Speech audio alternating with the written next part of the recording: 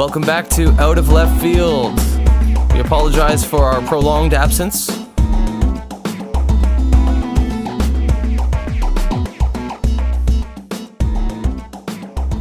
So we have, the reason for our long absence was partially due to the fact that we were having some trouble booking our next guest on the show. It's going to be a really good next episode, I promise you that. But for the time being, you're just going to have to listen to Mac and I, do our typical back and forth. So anyway, welcome back. Welcome back to you too. We have, I had to go to the United States of America for a week, and I'm glad to be back home. Not so much sodium in the food here. I will keep pushing on that point. Anyway. Yeah, but not as much freedom either. Well, you can smoke Cuban cigars in Canada. You can't do that in the United States. And also healthcare and stuff. Anyway, today... other less substantial things. What's really important is how salty their food is, though. You keep mentioning that, and I'm... Last time I was there, I don't remember it being nearly that bad. I had multiple meals that I couldn't finish them because they were so fucking salty. Like, there was this nice chili that I had that had bacon and steak, and, like, everything else about it was good, but it was so salty, I couldn't do it. Maybe you just don't like bacon. Shut your goddamn mouth. So today we're going to be reading the article by Chris Hedges titled Behind the Mask of the Moderates. And the reason we're choosing to do this article today is because Mac and I got into a bit of an altercation online earlier because of it. And we figured we might as well just hash that out for our next episode while we're waiting anxiously to book our next guest, who is going to be a great, awesome guest. The best guest. The greatest, unbelievable. So we'll keep you posted with that. But for the time being, we're going to read some Chris Hedges. No, the reason why this article is important isn't just because it was something we pulled out of our ass. It does deal with, I think, a pretty interesting topic, which is the future of, if there is a future for moderate liberalism, and sort of the fact that, to be fair, in 2016 and then throughout most of 2017, it would seem like moderate liberalism has kind of gotten the stuffing kicked out of it around the world. Trump is, of course, the best example of this, really. And I think a lot of these articles and these sorts of arguments are stemming primarily just purely from the existence of Trump. But it is a question because, capitalism doesn't seem to be doing so well following on from 2008. Almost 10 years ago now. A decade has almost gone by, and yet we're still sort of struggling to find... we're still struggling for the economy to find its footing, and all of this is creating an environment in which intolerance and anti-democratic sentiments are becoming much more reasonable, I guess. Prevalent, certainly. Well, I don't know. I mean, the article seems to present it as kind of a reasonability or credibility issue more than anything else. Okay, but I think that's why this isn't just some random, like, say, newspaper we found on the side of the road. Well, and I think another reason why this article is an interesting read is because I agreed with it a lot more than you seem to. So, oh, yeah. Absolutely. Of course, both of us being socialists, sometimes this podcast ends up being kind of a left-wing circle jerk, which is all good and well, but sometimes you gotta throw some spice in there. Gotta throw some spice into the circle jerk. Okay, so let's start. This is published on Truthdig on November 19th, 2017, and it's entitled Behind the Mask of the Moderates, and moderates is in quotes, and this is by Chris Hedges. So, pity Canada, and don't be so quick. Let me get in a little bit before you interrupt me. Pity? What? Okay, pity Canada. Its citizens watch the stages of U.S. decline and then a few years later inflict on themselves the same cruelties. It is as if the snuffing out of democracy across the globe and the rise of authoritarian regimes are a preordained Greek tragedy, and all of us, in spite of our yearning for liberty, must ominously play an assigned part. Canada is currently in the Barack Obama phase of self-immolation. Its Prime Minister, Justin Trudeau, is, as Obama was, a fresh face with no real political past or established beliefs. A brand.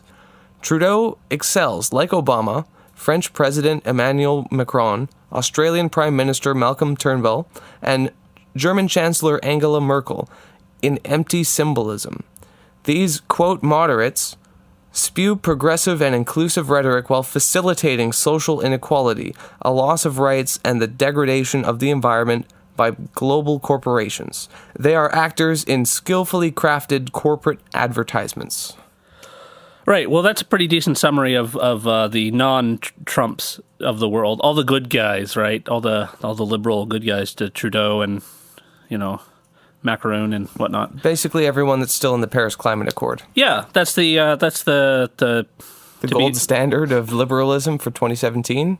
Paris climate, yeah, pretty much. Yeah, I mean, it used to be Kyoto, and we all know what happened with that. And shh, we don't speak of Kyoto. It's all Paris now. It's all Paris. Okay, so what do you take issue with here? Well, a bunch of stuff. One is that Trudeau has a political past. In fact, many people in Canada are perfectly aware of his political past since his father was the goddamn prime minister back in the day. And he was an MP for some years. Yes, he is from a political dynasty. No, he's not a vacuous character in the sense that he is just somebody who came from nowhere. And most of these guys aren't. The problem, I guess the problem I take with this is, this might be nitpicking, but I actually think there's something important here, is that the vacuousness of their politics has nothing to do with their background. Yeah. Like, to say, like, oh, he came out of nowhere, and then you could say the same thing about, the exact same arguments could be made of any politician you hadn't heard of a year ago. Like, you could say that about Bernie Sanders, like some guy who only people in Vermont would have heard of, but now he's a worldwide character that people heard of. Where did he come from? Nowhere. And yet his politics aren't vacuous. There's a lot of substance to it. I guess the problem is, I don't want to stop anyone from criticizing liberals, because I hate liberals and all the liberalism that they stand for. Damn liberals. Yeah, here, sure. But whatever, right? But if we're talking about, and moderates is like, well, nowadays the quote-unquote moderates, and I'm like, yeah, that was always the quote-unquote moderates. That's what moderation is. The moderates of today are just the extension of the moderates of yesterday. They talk left and they legislate right. And when they moderate, it's things like don't ask, don't tell, which is a perfect example of moderation. We got bigots over here, and we've got people fighting for equal rights over here. What's the middle ground? What's the moderate position to take? And it's the one where they say, well, we're not actually going to let people into the military if they're gay, but we're also not going to ask anyone. There, done. Everyone's happy, right? That's moderation, and that's the kind of solutions that moderates have been coming up with basically since the beginning of moderatism. I do think you're right. I mean, liberals have been liberals forever, and they always campaign left and then govern right. That's nothing new. But I think that the reason why articles like this are more striking in this day and age is because we have the crisis of capitalism that hasn't really fixed itself since 2008, as you mentioned, and traditional liberalism is incapable of dealing with the new realities of austerity. And the liberals around the world are happy to implement austerity and cuts to social programs, but they'll do it with a smile. But that's the solution. You say they don't have an answer. You say liberalism, and this guy basically says in this article that liberals don't have an answer. But they do. That answer is austerity, and it's the solution that any moderate will tell. You talk to any person in government, any finance minister or advisor, they'll say, like, look, here's the deal. We don't have enough money to pay for these services. We cannot run up deficits forever. We have to cut costs, or things will be even worse. They're being very reasonable. And in many cases, liberals will say, we got to cut because, if we don't, we'll have worse things in the future. It's the same kind of like technocratic fidgeting that he doesn't like, but that is their answer. They're giving those technocratic solutions because the problem in front of them is so obvious to them. Like, we just need to make cuts. People just need to accept that. And the fact that people get so emotional about it when social services get cut, well, they just need to grow up. This is the real world where the adults need to make decisions. That's what liberalism is offering today, because they don't want to fundamentally address the problems of capitalism. That's way out of the fucking scope of liberal the playbook. And that reminds me of when I mean, Justin Trudeau and the Liberals promised a whole bunch of infrastructure spending during the last election. And how are they going to pay for it? Well, as it turns out, they're going to sell off some of our infrastructure, our airports, to do that. So, everything, actually. They'll well, anything, potentially. Roads, even. And that begs the question, what the fuck is the point of improving infrastructure if we don't actually own it? But and they would say, well, we can't just borrow money forever. Money doesn't grow on trees. No, come on. What economics 101, man? You know, crack open a book. This is just how it's got to be. Okay, let's continue. This is a quote. Liberal democracy is bifurcating, giving rise to two new regime forms. Illiberal democracy, or democracy without rights, and undemocratic liberalism, or rights without democracy, writes political theorist Yasha Monk. The moderate politicians espouse undemocratic liberalism. Lifestyle choices and expressions of personal identity are respected, even championed, while we are politically disempowered. The focus on multiculturalism and identity politics is anti-politics. It is accommodated by sterile reforms, such as more professionalized policing, that never challenge the underlying structures of corporate power, which has turned the workers of deindustrialized communities into surplus or redundant labor. We no longer seek to eradicate poverty. Instead, we applaud ourselves for not stigmatizing the poor. Only when the corporate forces cannibalizing nations are named and fought, as Labour Party leader Jeremy Corbyn is doing in Britain, can we prevent the rise of proto-fascists such as Donald Trump who seek to implement an illiberal democracy. The recent elections in Germany, which saw the far-right Alternative for Germany, AfD, take 94 seats in the Bundestag, making it the third largest party, spell not only the imminent demise of Merkel, but the demise of all who engage in the pantomime of undemocratic liberalism. That's great, wonderful. Yes, there's a shitload going on there. You know, the whole identity politics thing. Yeah. You know, I'm a Marxist. I'll completely agree with that. I think identity politics is, in many cases, used as a distraction against away from economic questions of capitalism ultimately.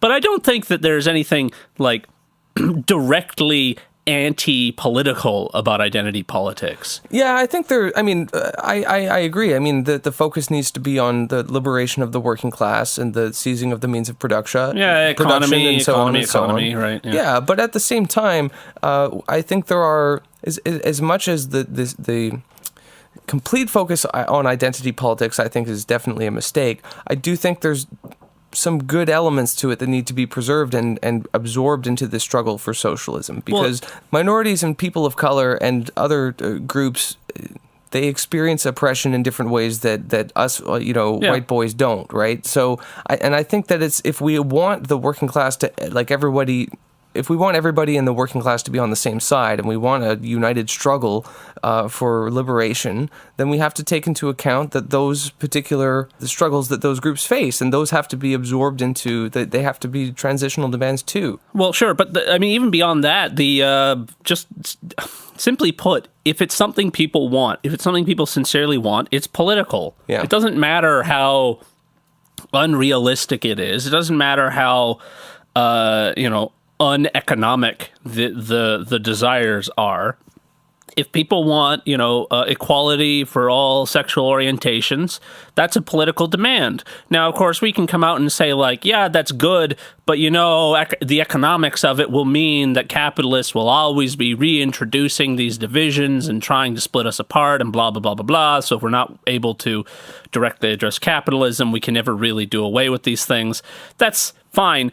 But I would never say, because it's not dealing with the economy, therefore your politics isn't even politics. It's just basically like a hobby. It's just a personal opinion. Yeah. You're not, this is just, you're just dicking around and, you just want another holiday, kind of like the total fucking bullshit that we hear from, Trump supporters kind of thing. This argument of it's not politics. I don't know. I completely disagree with that. And secondly, these same people are also not addressed, in this article and from what you've said already, there's plenty of these sort of we need to name them. We need to say what is at the heart of this problem. And I don't want to spoil it, but I don't believe this article ever actually names what's at the heart of the problem either.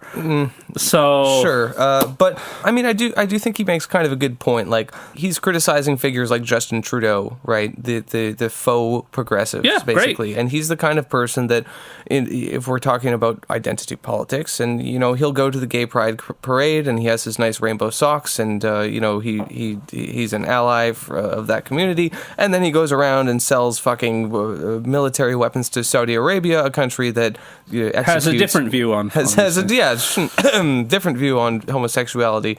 And so there is this. What I appreciate about this article is that he is pointing out the sort of trend of the sort of hypocritical trend amongst these liberal leaders like Trudeau, that they'll talk one way and then act another, and that there is this fundamental hollowness to modern liberalism where it can say all sorts of progressive things, but it isn't actually a progressive force in society, as we'll see in a moment as I continue. All right. The article, unless you had something else you wanted. Okay. No. Trudeau, Macron, Turnbull, Merkel, and Obama, because they appear to champion liberal ideals, discredit not only political moderates, but also the core values of a liberal democracy. When the public rejects feckless politicians, it also rejects the supposed values they represent. Fascism rises out of failed democracies where elites mouth the feel-your-pain language of liberalism while selling out the public. This was true in 1917 Russia, in Weimar Germany, and in the former Yugoslavia. I'm gonna, for obvious reasons, disagree with that. Take issue with the first part of that sentence. I take issue with that in the entirety of that. I don't believe that fascism arises out of politicians lying to the public. That's not what it said. It said fascism rises out of failed democracies, and I think that's true. That is true, because when capitalism decays and society is in crisis and the economy is in crisis, that gives a voice for far right forces. Sure, but it seems to be implying, at least, that there's a kind of just an accidental character to fascism. Like, oh, if our democracies erode too much, well, you get fascism. Fascism is not just some jackass taking a lot of power and stopping all the elections. It's an actual direct attack on the working class. It's not just, and then eventually everyone. And that kind of stuff doesn't happen after a failure of democracy. It happens after a failure of a revolution, either in the case of Spain or Italy or Germany or Austria or any of the countries where fascism took place, or Chile as well is another good example of the rise of fascism. And then, you obliterate that left-wing movement, and then you introduce your own right-wing one, and then depending on whether the leader survives for a period or not, it eventually sort of normalizes itself in one way or another.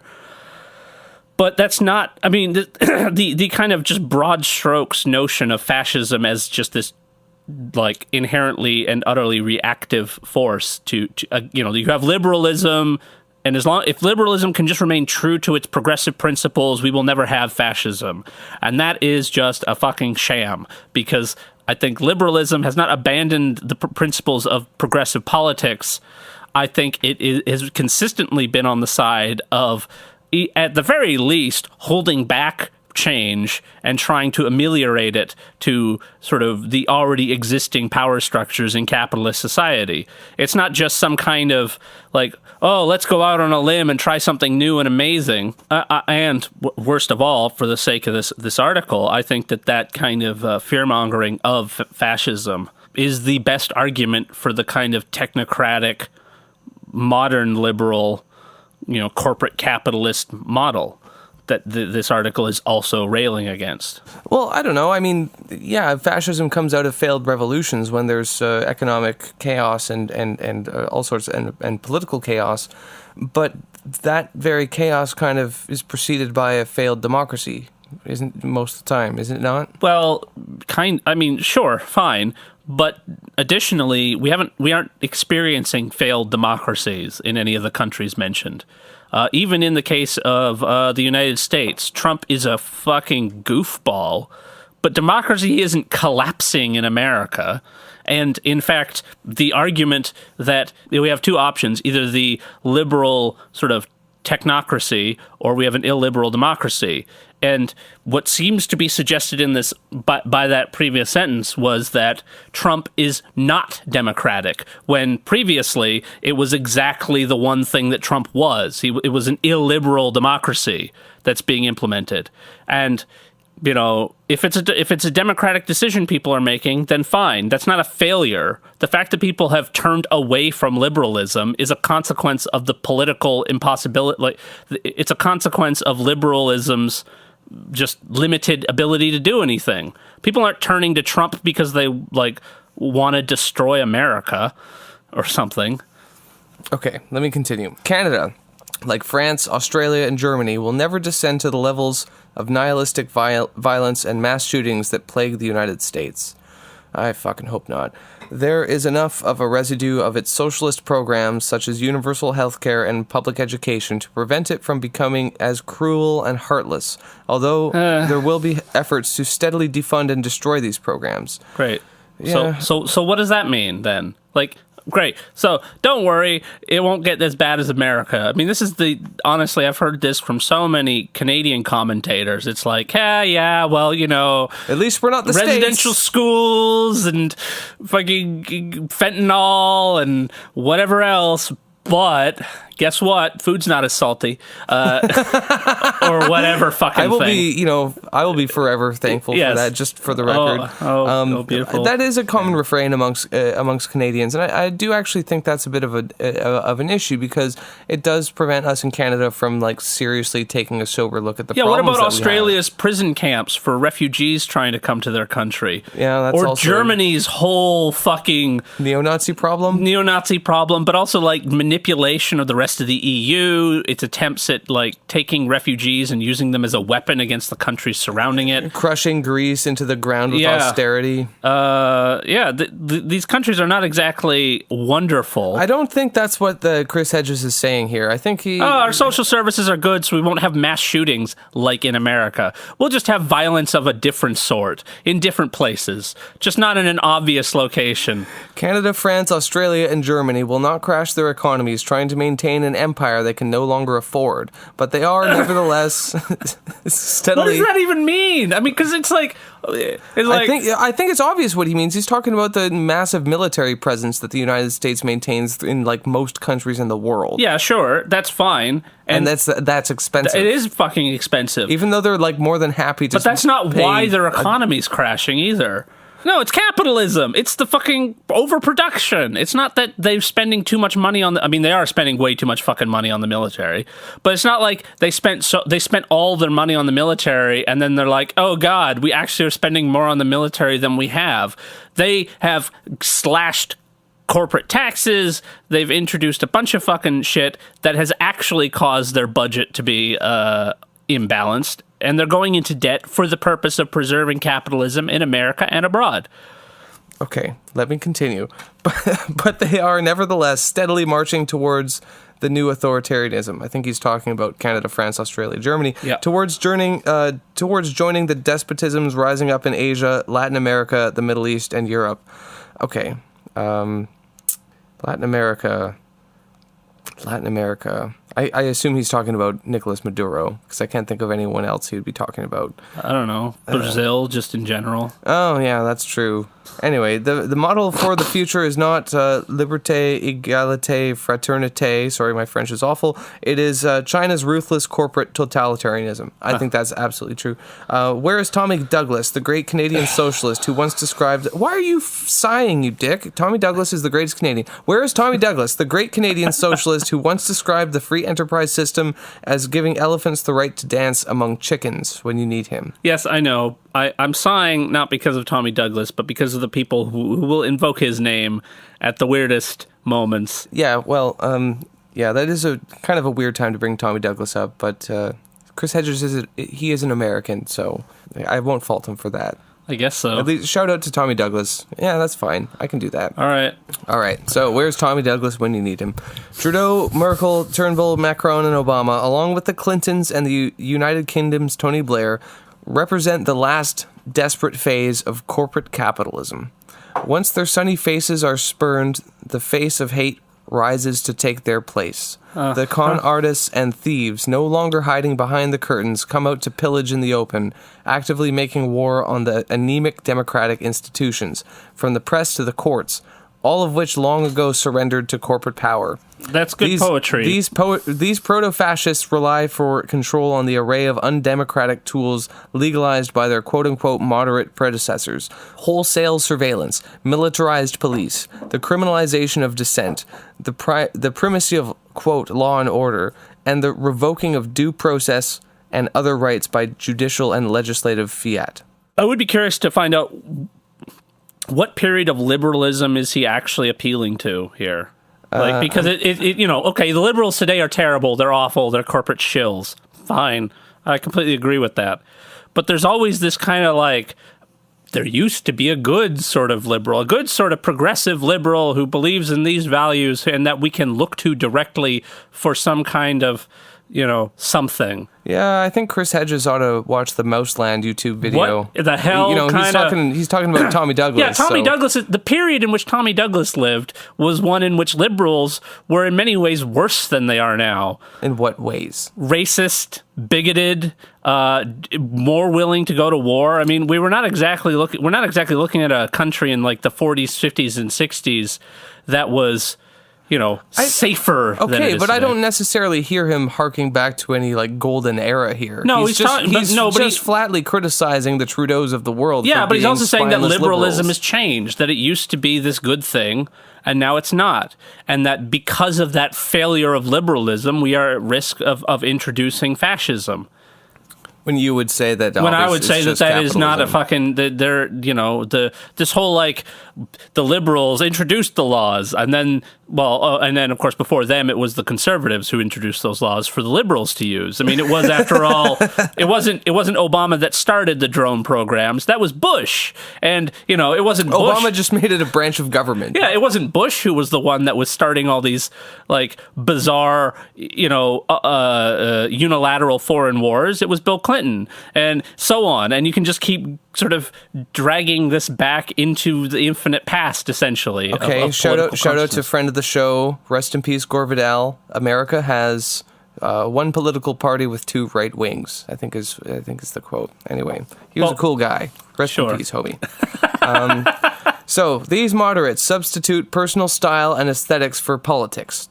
They offer no real solutions to the assault by corporate capitalism and to growing social inequality. Mm-hmm. They preach fatuous bromides like Candide about the best of all possible worlds, while ignoring the disasters and suffering around them. They call for tolerance and civility while empowering corporate machinery that creates an intolerant and uncivil society. Yes, that's on fucking point right there. That right there is the best statement I think that's been made there in the article. But that's also that sums up everything. When have they not empowered either capitalist or corporate? And this is another problem I have with this whole like arbitrary distinction between corporate power and capitalist power, and corporate capitalism and whatever the good kind of capitalism would be. Yeah, but nevertheless, though, I mean, whether we're talking about the liberalism of the past or the liberalism of today, or the liberalism of tomorrow, if there is that remains to be seen. But the fact that they always, they preach the good word and talk about the middle class and working people and the rising tide lifts all boats kind of shit. But they also always empower corporations to produce a more unequal society, which itself results in the fucking proto-fascist bullshit that we see today. Well, or just racist bullshit, or just, grinding poverty death bullshit. It doesn't need to be fascist every fucking time. It can just be awful poverty. Hey, but Trump. What is the fucking problem with just saying it's poverty? People are being impoverished, immiserated, ruined, and that's bad enough. Okay, but no, it's always got to be this like also fascism. Maybe, who knows? It could happen. Okay, so there are mountebanks and charlatans. Their singular skill is to peddle in political form the drivel of positive psychologists. They make us at least temporarily feel good about ourselves. They use gestures. Trudeau kayaking down the Niagara River for World Environment Day to mask their collaboration with corporations in the exploitation and poisoning of the natural world. Trudeau, despite his progressive rhetoric about climate change, is facilitating the building of new pipelines through Canada and the United States to export more crude oil out of Alberta's tar sands, one of the world's most catastrophic assaults on the ecosystem. Obama's environment record looked as if it was lifted from Sarah Palin. Turnbull and Merkel are no better. This rank hypocrisy extended to all issues is what dooms the proponents of undemocratic liberalism. That's fucking on point, though. I agree with him. I completely agree. But this problem, the problem again is that this whole like they're lying, empty gestures, yeah, of course they're fucking empty gestures. What the hell else are they going to do? No one wants what they're actually selling, so they have to say other things. Yeah, well, what do they call it? Capitalism with a human face? Yeah, I guess. just generally, they're like, well, we've talked to our economists, and they just keep telling us that, if you don't do this, if you don't build this pipeline, if you don't obstruct this environmental law, our economy will be bad. And since the other people in the world are worse than we are, we want Canada to be strong because we're at least decently liberal enough that we, better us than the other guys, right? The usual fucking bullshit. And that's it. And they will just say the same fucking thing about like, well, people just don't know what they really need. And we need to tell them that. And that has always been the liberal mindset. Whether they've been on the side of progress or not, it has always been people don't know what's good for them. Yeah, but I think there's a reason why Chris Hedges is writing this article now. Like, you could have because written... of Trump. Yeah, sure. But, because Trump is a fucking grotesque boil tumor symptom of... He's one of those teeth tumors that, like, is absolutely disgusting. But he's a symptom of the failures of capitalism, and not only that, but... Well, not according to this article. He's not a symptom. He's a cause. This whole article has been the politics sort of triumphant over the economics. The economics has barely been mentioned at all, other than just a vague reference to corporate capitalism. It's all been, liberals lie, and Trudeau is a liar, and Trump is a piece of shit, and that's all we're being offered. So that's why, the economy is so terrible, basically. And I think of it as entirely the other way around, that liberals are saying what liberals have always said, and the reality has changed. And that's why it sounds so vacuous. That's why the kayaking looks so stupid, because there's nothing else there anymore. And the there wasn't stripped out by any change in liberalism. It was stripped out by the nature of capitalism. Capitalism has just moved on from what liberalism used to provide for it. And liberals are still willing to defend it because they really have nothing better to do, even though capitalism doesn't need liberalism anymore. It's off in a whole other area. It's got to find some other better way of doing things. I do think the point that he made earlier on that the future of the future model is going to be the Chinese corporate authoritarianism. Oh, come on now. That sounds way too interesting. I have a much more sinister and terrifying future. A future that is just what we've got now, but more so. Just more vacuousness, more image, more photo ops. And that's it. That's all politics will become. You'll vote for people purely on the basis of how they look, and why not? Since no one says anything political. Maybe after Canada and China signed the free trade agreement, then Justin Trudeau and Xi Jinping can get together and like mold together the corporate authoritarian image-based authoritarian capitalism, Maoist capitalism. Yeah, well. No, it'll be like the cult of personality. Trudeau's half will provide that. The hair. Trudeau brings the hair to the table. Xi Jinping, the greatest parts of the greatest leaders from all around the world. Trudeau's hair, Xi Jinping's ruthlessness, Trump's ability to yell. And just we'll come together to create the perfect political It'll be leader. like the fucking Power Rangers. Yeah. They'll like morph together to make the biggest. And just like the Power Rangers, this political fucking monstrosity will just go around destroying city after city. Okay, let's finish this article. The moderates, like those on the far right, refuse to acknowledge reality.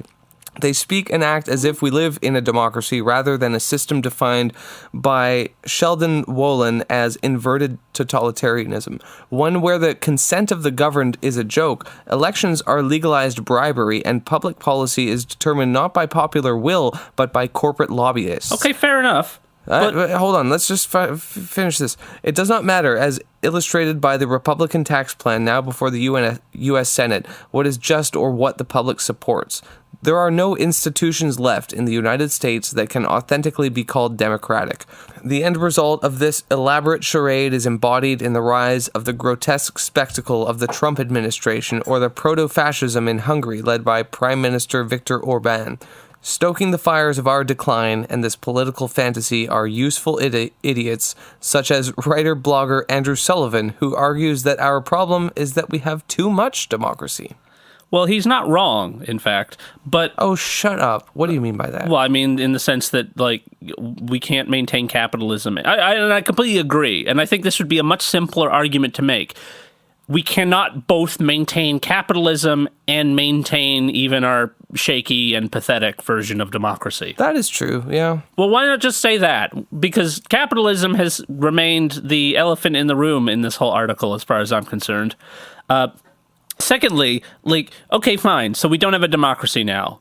What does that mean? Like, what are you actually going to say about this? Is this now and we need to overthrow our undemocratic regime, this, totalitarian leadership?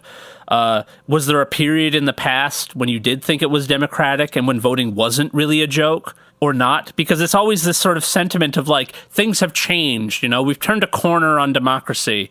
But even looking back at it, I mean, certainly in my lifetime, I don't know a time when you couldn't just as easily say it was a joke then. As we've said before, though, like, liberalism is at loggerheads with capitalism in terms of its inability to provide and like just keep doing the same old thing. Yeah. And we do see the rise of the far right, and we do see the grotesque spectacle of the Trump administration, and that's true. And I think that the elected Trump administration. Well, as we've said on previous podcasts, as you have said on a previous podcast, the Electoral College is probably the least democratic the least democratic institution in the Western world. But it ain't new either. I mean, my criticism of the Electoral College is like 200 years old. Chris Hedges is not saying "Make America Great Again" here. He's critiquing modern liberalism. Fine, but why not? Why make the distinction when the argument works just as well for the whole fucking system? Because Trump is president now. That's why. Okay, so the novelist and social critic James Baldwin wrote, "People who shut their eyes to reality simply invent their own destruction, and anyone who insists on remaining in a state of innocence long after that innocence is dead turns himself into a monster." That's a good quote for liberalism, actually. Nations have surrendered their economies to global banks, corporations, the World Trade Organization, and the International Monetary Fund. This has created political paralysis. The longer this paralysis continues, the more governing institutions and undemocratic liberalism are discredited. The inability of moderates to protect democracy, along with their attempt to redirect democratic aspirations to the culture wars, means they and traditional liberal and democratic values will vanish, and the door will be flung open to right-wing proponents of illiberal democracy. Fine. In the case of Trump, that's already happened. Most of these other countries are still being, most countries are still electing liberals. The French election is a great example of this. Even in the case of Britain, where we got Theresa May, she's not exactly like she is absolutely not a Trump-like right-wing populist figure. She's unpopular. If anything, she's just the generic right-wing sort of unpopular Stephen Harper type of conservative who people just do not like anything about, but has hardly brought in this kind of like fascist regime. It's just more generic austerity, which people hate, and that's why they're looking for alternatives. But other than Trump, I'm having a difficult time sort of seeing this as like a trend in the world. Well, Like, take Trump out of the picture, and what is this article even really referring to, other than Well, him? it could be about the rise of far-right parties in Europe, the neo-Nazis, the Poland alt-right, and Ukraine, which is also... Austria and Hungary. Yes. And also the rise of dickheads like Richard Spencer and the alt-right movement in North America. Fair enough. And we have far-right movements. And how we deal with that. And we have far-right movements in Canada as well. So we do see this resurgence of far-right groups, partly on account of the failures of liberalism to address the problems of capitalist decay and austerity in every motherfucking country in the Western world. And that is an important issue to take up and address, which I think he is doing in this article. So, I think liberalism, to be honest, I think liberalism will just do what it always does and adapt to the situation.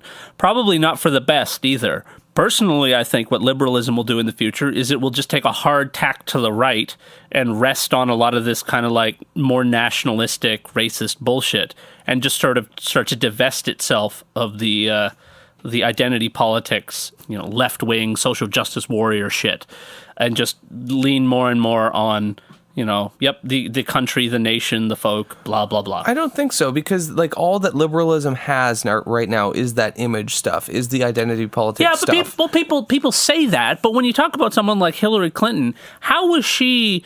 what kind of identity politics did she actually fight for? It wasn't really even about the identity. It was about her personally. It was personality politics.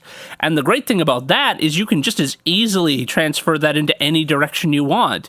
It's just personal loyalty.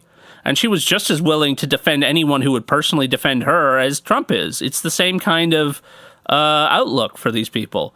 I don't believe that there is some kind of... I don't think that liberals have taken on identity politics because they really believe in it as a solution to the problems. I think they just figured it was an easy win for now.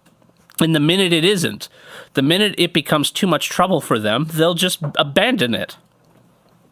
Well, they'll do whatever they think they need to win votes from the center. But I do think this part, and this is actually the part that we disagreed with earlier today about the nations have surrendered their economies to global banks, corporations, and the WTO and IMF. Yeah. I do think that is on point, because Canada is, I think, the most foreign-owned country in the Western world.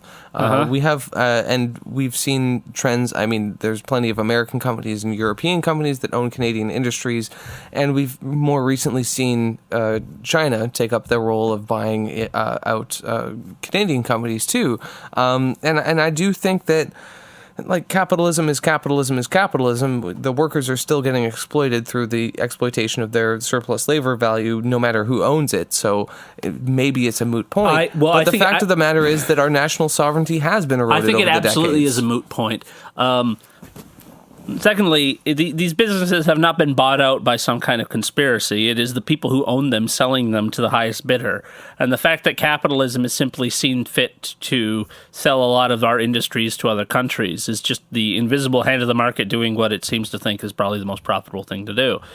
Similarly, though, there's plenty of Canadian businesses that exist in Canada that have no actual presence here, but particularly mining companies exist here either for low tax rates or just simply to have access to skilled labor subsidies for technicians, mining technicians and the like. Vancouver was just named like the #1 mining city in the world. We have half of the world's mining companies headquartered in Canada.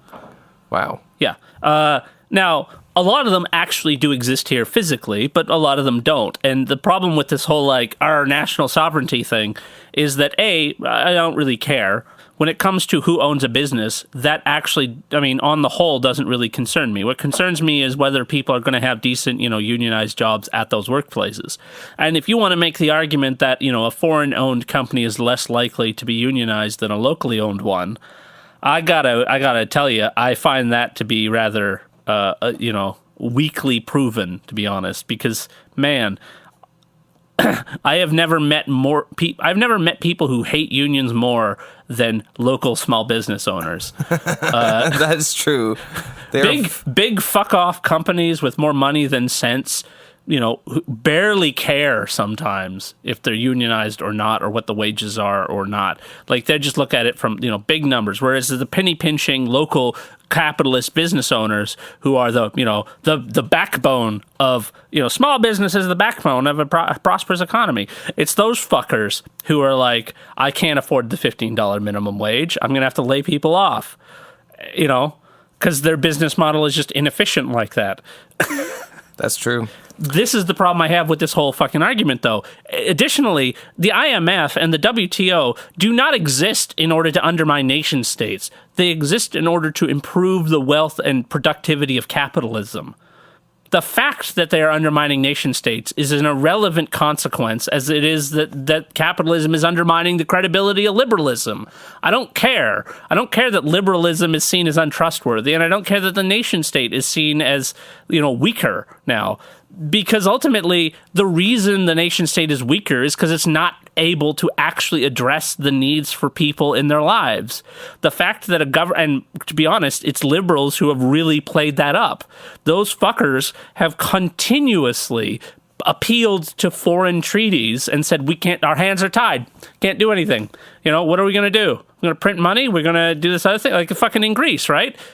What are we going to do? We got to implement the worst kind of austerity, because otherwise we'll get kicked out of the EU. And it's like, yeah, well, that's the choice, isn't it? You either fight capitalism or you get ground down by it. Liberals don't want to do that, and they've dragged the nation state down with them. All right. Well, let's finish this up. This last paragraph being your favorite paragraph of this, Mac. So, Chris Hedges finishes this article off. We must build mass movements to defy the moderates and overthrow corporate power, or be frog-marched into a corporate dystopia ruled by narcissists, generals, racists, conspiracy theorists, misogynists, con artists, xenophobes, and bigots. Oh man, can you imagine a world run by those kinds of people? Oh, brr. Ruled by bigots and misogynists and generals? Well, I can barely imagine what a dystopia that would be. Okay, cut your fucking bullshit. The reason he's saying this is because Trump is president, and that country is run by all of these misogynist bigots, yeah, and I would say it was run by them before. And this is basically like a shout out to Canada and Australia and New Zealand. And yeah, I don't follow our example. Yes, and I'm saying I don't want to go full Zizek here or anything. Oh, go on. But Trump, the worst thing Trump has done for liberals is simply expose the fucking workings of capitalism. Yeah, I mean, he cuts out the middleman. That's the horrible thing for liberals, and it's one of the problems I have with this article. It's like a lot of this is image. It's perception. It's Trump is doing these things that sound bad and is associated with what are otherwise decent politics. And that bit at the end of like, mass movements are needed. Well, we're not done yet. The moderates are as dangerous as the proto-fascists. Their liberal rhetoric about social issues disempowers the left and often makes it their accomplice. Mm-hmm. We cannot reform the corporate state. It must be destroyed. Trudeau is as much the enemy as Trump. Okay. Let me finish. Time is running out. It may be too late to save the United States, although we Americans must try. Whatever our fate, it would be heartening if our national tragedy provided a lesson of salvation for others. Christ. This fucking zombie apocalypse, go on without me, I've already been bitten bullshit. No, he's making a solid point. He's saying, look at how shitty our democracy has turned out, and Trump is president, and fucking woe upon anybody else that elects someone like him to their presidency and the head of their fucking government. If he had said, capitalism cannot be reformed and needs to be destroyed, I would have been completely fucking on board. This whole corporate state fucking pantomime bullshit is just not good enough. We could abolish corporations tomorrow and none of these problems would go away. Not one. We could get rid of all corporations in the entire world. We could get rid of the fucking WTO. We could tear up NAFTA even, as Trump wants to do. Which, boy, that's a confusing fucking conundrum for this guy who's like, these fucking international treaties are undermining the nation state. And then Trump is going, you know what? He's right. This is exactly what he's saying. Get rid of NAFTA. Pull out of the WTO. Let's do it. The reason why we're in these things is because our capitalists see them as a benefit for them. That's why they don't want to leave the WTO. The fact that businesses in Canada get bought out by other countries, who cares? Bay Street's still fucking making out like gangbusters. It doesn't matter what the actual physical economy is like. It matters what profits are being made. And to be honest, it's a good time to be a capitalist. Well, sure, but I mean, I think that while you seem to be criticizing Chris Hedges for his phrasing, I think the general sentiment of the article is true. I've just heard corporate capitalism and the corporate state way too many fucking times, and it being used as kind of a dodge instead of just criticizing capitalism directly. Because if you're not going to get rid of capitalism, if you see capitalism as a necessity, as an unavoidable, unget-riddable thing, you cannot get rid of capitalism, then you might as well just start appealing to the form of capitalism, corporate or crony or whatever, and just say, that's the problem. And in conclusion, we need to be more like Sweden. Yeah, basically. Yeah. That's probably what would happen. Well, we just need to be able to be fair and decent to each other. And when workers in other countries are exploited, we should have a way in which we can feel good about that without undermining our own internal economy. Mac, I think we should be a little bit more gentle on Chris Hedges and the other Americans in the world. I like this article. I think it's a solid article. No, this is what I'm saying is that, this is a kind of a cry for help, like, Trump is my president, I don't know what else to do, Trudeau seems kind of cool, but, he's still kind of an asshole, but still, please don't be like the United States, because we're so fucked up. It is not hard to say the words, I want to do away with capitalism. Well, it is not for some people hard. It is. And to be honest, if that's not what he actually wants, because you seem to be implying that Chris Hedges would agree with me, but for the fact that he's desperate and just trying to give a warning out. No, to be fair to the guy, Chris Hedges is fully anti-capitalist.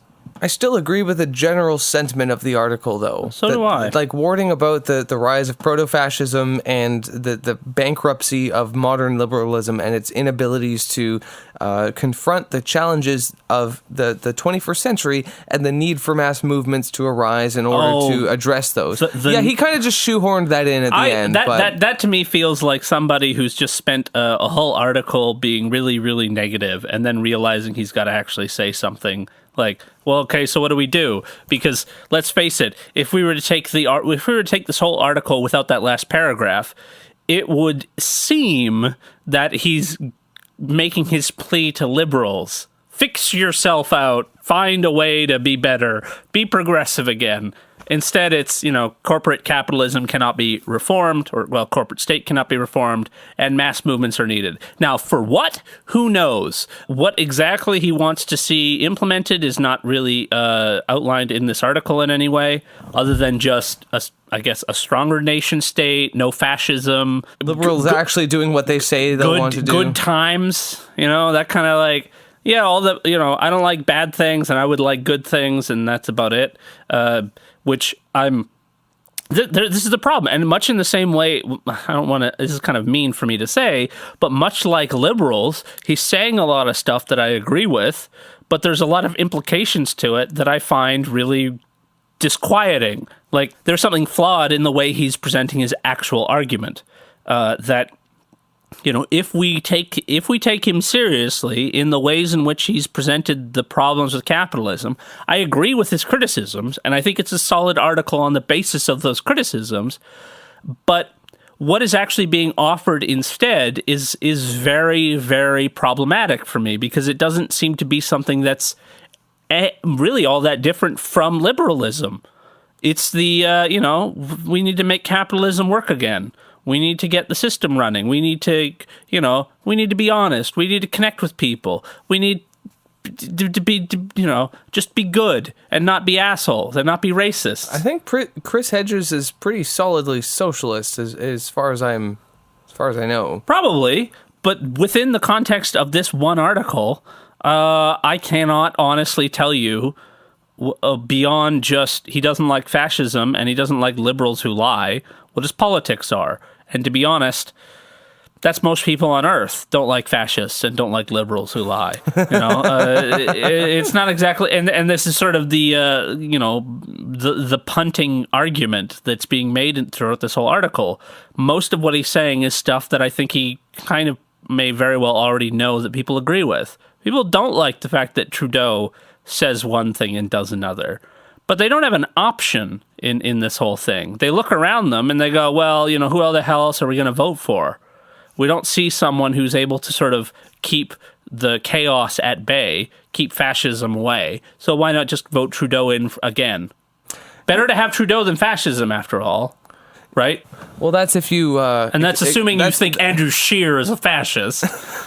Sure, I think the last article of... the last paragraph of that article was kind of just like thrown in there just as kind of an afterthought, but he is still right. You know, the true solution to combating both the limp dick liberalism that we see and also the proto-fascism that we see is socialism, and it is... Did he say that? Well, he I would say that he gave a shout out to Jeremy Corbyn there. So Jeremy Corbyn and Tommy Douglas, yeah, and a lot of good, solid characters like that. Yeah. Although he didn't say. I mean, once again, you know, if you, it's really easy to say capitalism is bad. It's also really, really easy to say I think socialism is good. You can do that. You can just if you're gonna fucking just say we need a mass movement, just apropos of nothing, you might as well just say socialism's good. Just stick that in somewhere, right? I think you're being too critical of him.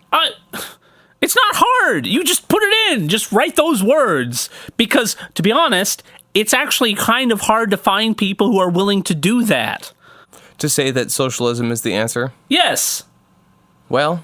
It's actually kind of bizarre because it's like anyone who says they're a socialist is suddenly massively more popular, and yet there's always this kind of like, well, better not, you know, directly take on capitalism in this article or in this speech or whatever, because that's a bit weird. But if you're not going to do it now, people are going to think you're a hypocrite later. Or they'll just listen to the fascist who... Yeah, who actually has an answer, who says, the problem is these people, and if we get rid of them, there will be jobs enough for you. As opposed to, we need to build a mass movement, and liberals suck. And it's like, yep, I completely agree. Mass movements are great, and liberals are terrible. Boy, I could just, you know, do the whole circle jerk of complaining about liberals all day long. I enjoy that. We all do. But it ain't good enough. Yeah. Well, that was our reading of Chris Hedges' most recent article. I hope that you found it informative and entertaining. Anyway, shout out to Comrade Chris Hedges, friend of the show. You know, maybe you'll want to come in on our podcast sometime and put in your 2 cents. But anyways, we'll see you next time. If you want to buy us a beer, we're on Patreon. Subscribe to our SoundCloud account if you want to hear the latest episodes. So anyways, we'll see you next time, and next episode we're going to have a very special guest on, and I look forward to interviewing him. Hopefully, next episode. Good night.